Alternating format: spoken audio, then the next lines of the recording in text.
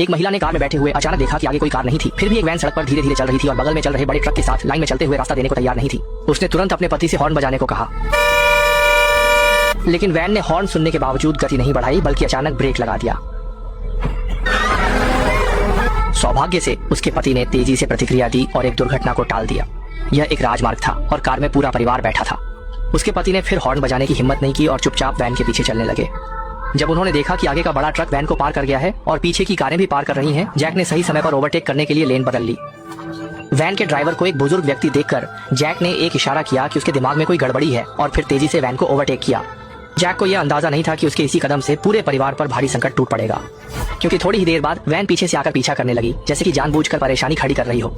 ये महसूस करते हुए कि वे सड़क पर गुस्से का सामना कर रहे थे, जैक ने तेजी से स्टीयरिंग घुमाकर कार को सर्विस एरिया में ले लिया। उसे लगा था कि वह इस तरह वैन से छुटकारा पा लेंगे, लेकिन जल्दी ही वह वैन भी पीछे से आ गई। लेकिन जैक को इस बारे में कुछ भी पता नहीं था और वह बेतकल्लुफी से बाथरूम चला गया।